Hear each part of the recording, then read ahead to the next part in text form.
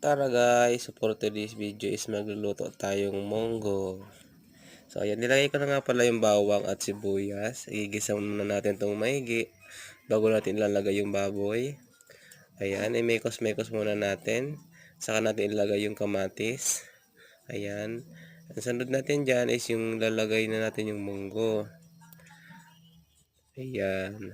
So, dahil pinakulang ko na nga pala itong munggo, kaya mabilis na lang itong maluto. Konting kulo lang dito mamaya, luto na agad to at timpla na lang ang kulang. Kaya mikos-mikos muna natin mga insan para masarap. So maglalagay na pala tayo dito ng salt.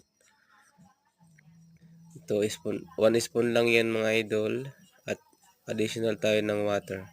Maglalagay tayo ng Ajinomoto at halo-haloin lang natin. So ayan na ito. So ito na mga idol oh.